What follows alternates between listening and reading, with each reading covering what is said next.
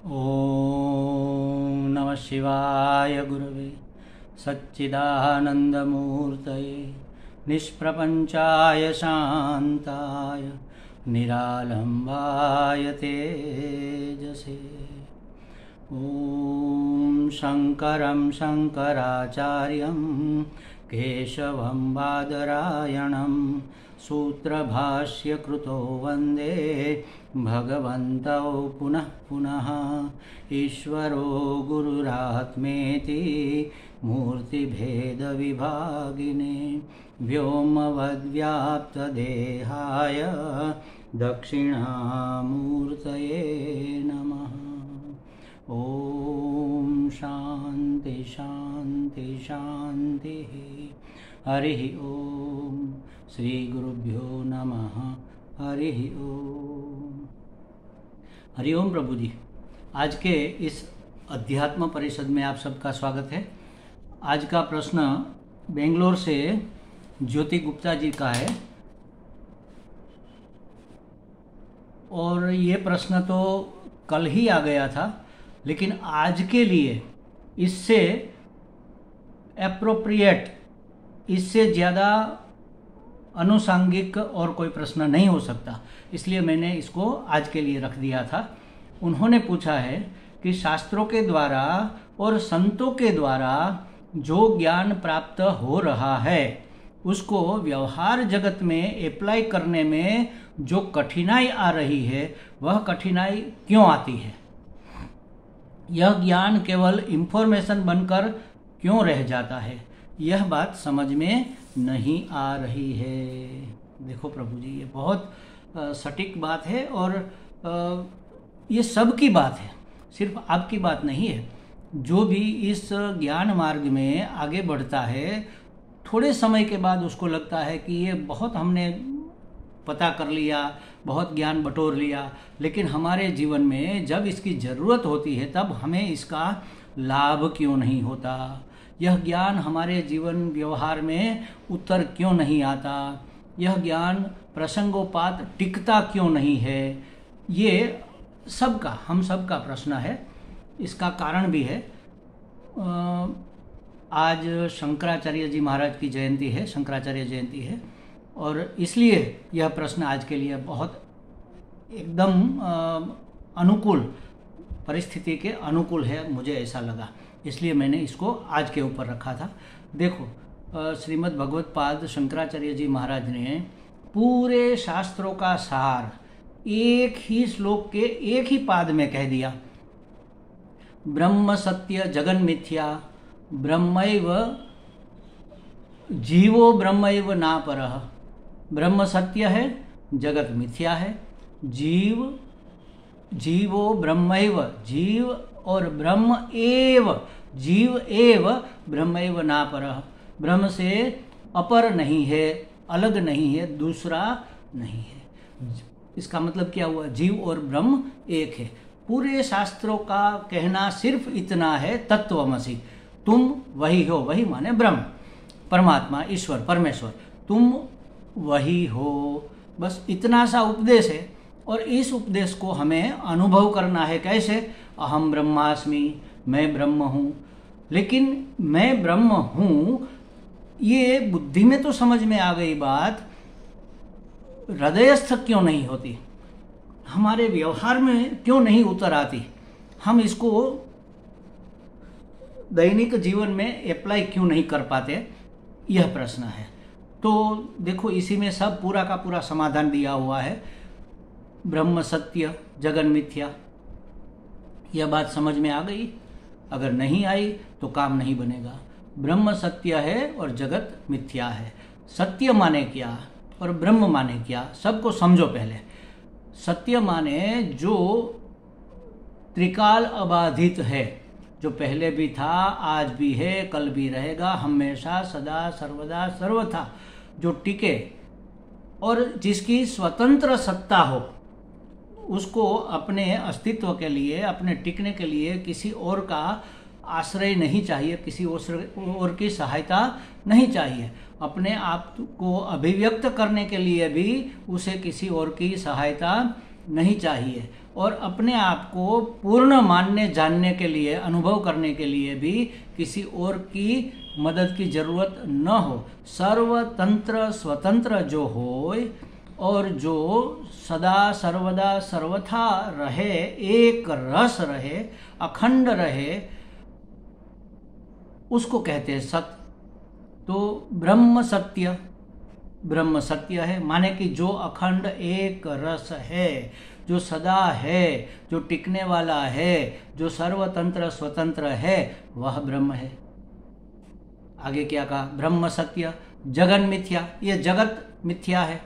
मिथ्या माने जिसकी कोई स्वतंत्र सत्ता नहीं है, जिसका कोई स्वतंत्र अस्तित्व नहीं है, अपने आप को जो स्वतंत्र रूप से अभिव्यक्त नहीं कर सकता और अपने आप किसी को भी स्वतंत्र रूप से जान मान नहीं सकता, जो कभी टिकता नहीं, तीनों काल में तो क्या क्षण भर भी जो नहीं टिकता, उसको कहेंगे मिथ्या। जगत मिथ्या है। मिथ्या माने जो जैसा जहाँ दिखता है वास्तव में वो वहाँ वैसा नहीं है, इसको कहेंगे मिथ्या। ब्रह्म सत्य जगन मिथ्या, जीवो ब्रह्मैव नापरः न अपरः, दूसरा कुछ नहीं है, जीव ही ब्रह्म है। जिसको मैं जीव मान रहा हूँ, हम कहते हैं ना, अरे हम तो क्षुद्र जीव है, हमारी क्या सामर्थ्य है, हम अपने आप को जीव मान रहे हैं। तो जिसको हम जीव मान रहे हैं वह चैतन्य अखंड एक रस सदा सर्वदा सर्वथा रहने वाला, टिकने वाला, सर्वतंत्र स्वतंत्र ब्रह्म है।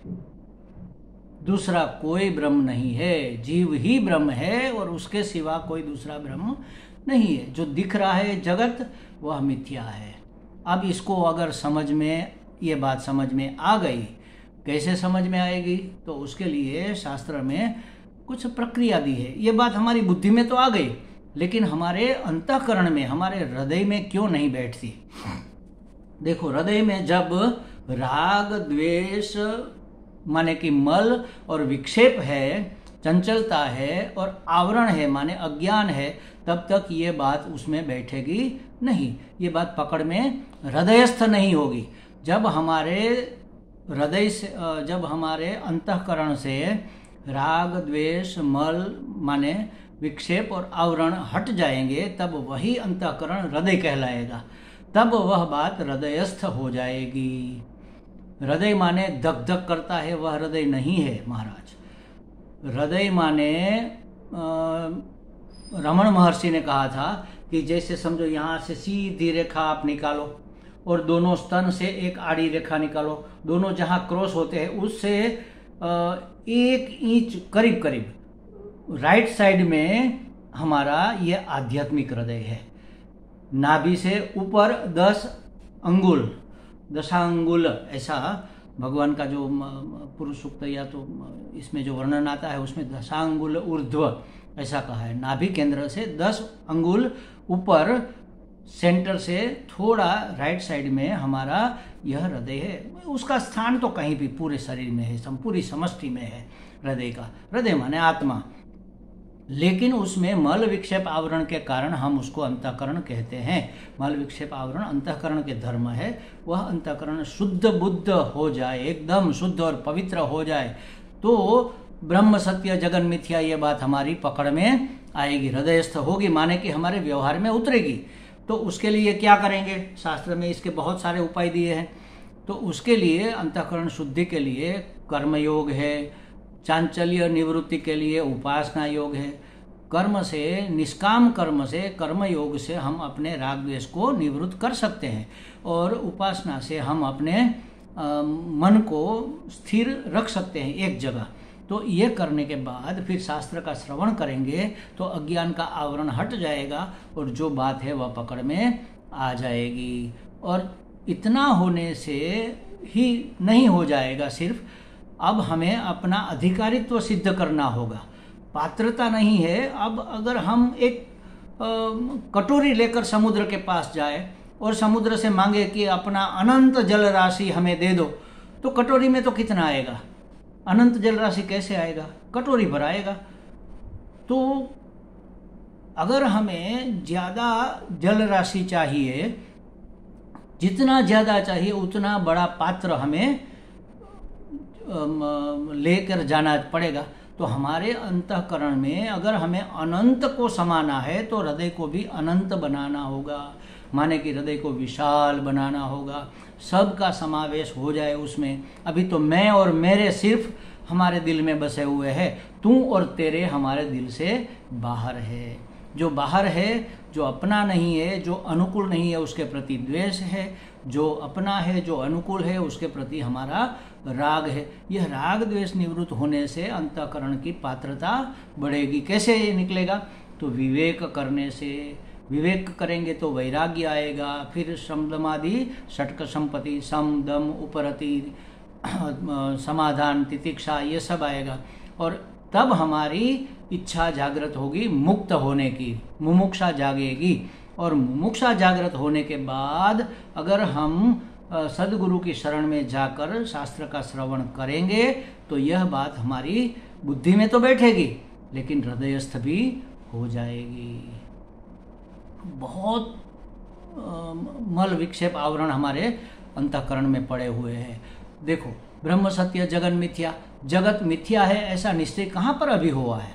ये निश्चय हो जाना चाहिए। ये शास्त्र के श्रवण से होता है। श्रवण तो किया, क्यों नहीं हुआ? क्योंकि अंतःकरण में मैल है, मलिनता है, अंतःकरण शुद्ध नहीं है, अधिकारी नहीं है।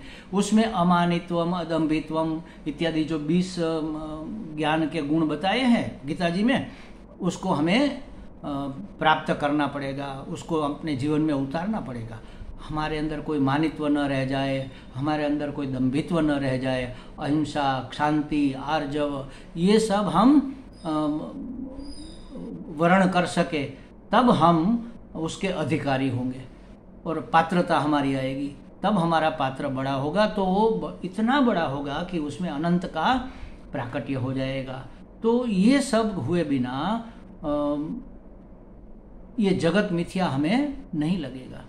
हमें लगता है कि नहीं, हमें तो पता चल गया जगत मिथ्या है, ब्रह्म सत्य है, लेकिन कैसे पता चले, कैसे दृढ़ निश्चय हो कि जगत मिथ्या है? जैसे स्वप्न में से जागने के बाद, स्वप्न में अगर हमें लॉटरी लग गई और 10 लाख रुपये मिल गए और हमने अपने मित्र के यहाँ वह रुपये रखे कि भाई आज रात भर तुम संभाले रखो, सुबह हम बैंक में डाल देंगे, और नींद खुल गई तो सुबह जाकर उस मित्र से कहेंगे कि लाओ हमारे 10 लाख रुपये, हमने रात को तुम्हें दिए थे स्वप्न में।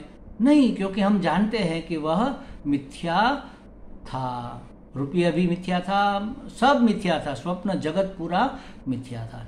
तो उसी तरह जागृत में भी अगर कोई हमारे 10 रुपये हमारे छीन लेता है तो हमें दुख होता है कि नहीं होता? होता है। क्यों होता है? क्योंकि वह 10 रुपये हमने सत्य माने हैं। वो 10 लाख सत्य नहीं माने थे स्वप्न वाले, लेकिन जागृत के 10 रुपये हमने सत्य माने हुए। जागृत का पूरा जगत, उसमें सब आ जाता है, पति पत्नी पुत्र मित्र कलत्र पशु पक्षी कीट पतंग, सब कुछ जगत के अंदर आ जाता है। पूरा जगत मिथ्या है, धन दौलत भी मिथ्या है, यश पद पैसे प्रतिष्ठा सब मिथ्या है। उस किसी की भी अगर हानि होवे तो हमें कोई भी रंज मात्र भी दुख न हो। ऐसा कब होगा? जब हमने जगत का मिथ्यात्व निश्चय दृढ़ कर लिया होगा तब। जैसे मृगजल होता है, हमें प्यास लगी है, दौड़कर वहां जाते हैं, वहां कुछ नहीं होता, फिर दूसरी बार उसी जगह हमें मृगजल दिखता है तो क्या हम दौड़ते हैं? नहीं दौड़ते। क्यों? दिखता तो है लेकिन हम जानते हैं कि वह मिथ्या है, वहां जाने से जल प्राप्ति नहीं होगी, उल्टा दौड़ दौड़ कर जाने से और प्यास बढ़ेगी।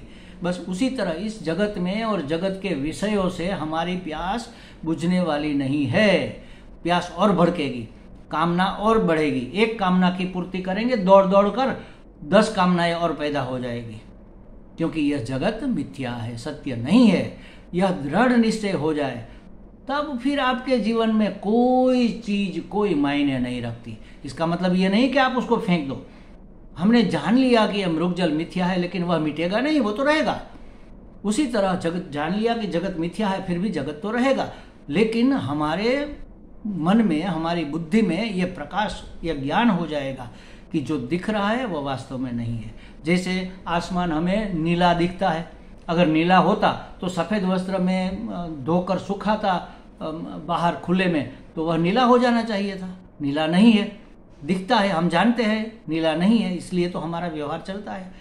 क्षितिज, जहाँ धरती और आसमान मिलते हैं, दौड़ दौड़ कर वहाँ जाते हैं तो पता चलता है वहाँ कोई मिलन नहीं है धरती आसमान का, फिर भी हमें दिखता है, हम जानते हैं कि वो मिलन नहीं, वो मिथ्या दिख रहा है, भ्रमात्मक दृश्य है ये। तो यह जगत पूरा भ्रमात्मक है। ऐसा अगर ठीक से बैठ गया, दिल में दृढ़ हो गया, तो फिर यह ज्ञान व्यवहार में अप्लाई अपने आप हो जाएगा, करना नहीं पड़ेगा। महाराज, किसी ने हमसे कुछ छीन लिया तो क्या हुआ, छीन लिया, कौन छीन सकता है, दूसरा तो कोई है ही नहीं। इसी रूप में, इस रूप में भी मैं हूँ, इस रूप में भी मैं हूँ, सेठ भी मैं हूँ, साहूकार भी मैं हूँ और चोर भी मैं हूँ। शास्त्र में आता है, भगवान का जब वर्णन आता है ना स्तोत्र में, तो चोर भी भगवान है, ठगने वाले ठग भी भगवान है, और है कौन भगवान के सिवाय, और वह भगवान मैं हूँ। तो मेरे सिवा यहाँ अपना दूसरा कुछ भी नहीं है, तो किसके लिए चिंता करें, किसके लिए दुखी हुए। आनंद ही आनंद, बस आनंद, जो भी हो जाए बस मौज। ये अपनी लीला है, भगवान की लीला है, माने ये अपनी लीला है। यह बात अगर ठीक से समझ में, पकड़ में आ जाए कि ब्रह्म एकमात्र सत्य, वह ब्रह्म मैं हूँ, माने कि मैं ही एकमात्र सत्य, मैं माने आत्मा, आत्मा माने ब्रह्म, उसी को हम भगवान कहते हैं, परमेश्वर कहो जिसने सर्जन किया है। तो वह ब्रह्म मैं हूँ, और ये जो दिख रहा है जगत मिथ्या है, यह मिथ्यात्व निश्चय अगर हो गया तो ब्रह्म सत्य, जगन मिथ्या, जीवो ब्रह्मैव नापरः, जीव ब्रह्म से अलग नहीं है, बस इतने में पूरा शास्त्र समा जाता है। और यह बात कही है हमारे परम पूज्य पाद आदि भगवत पाद आदि शंकराचार्य जी ने।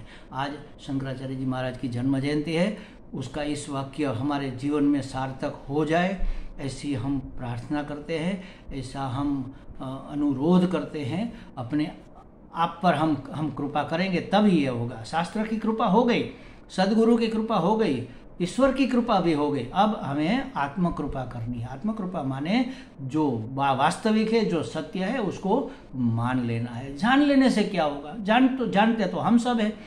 ये तो बुद्धि की बात है। आपने जो कहा कि ज्ञान प्राप्त हो रहा है, ये तो जाना हुआ है, माना हुआ कहाँ है। हमने जान लिया जगत मिथ्या है, लेकिन मानते थोड़े ही है।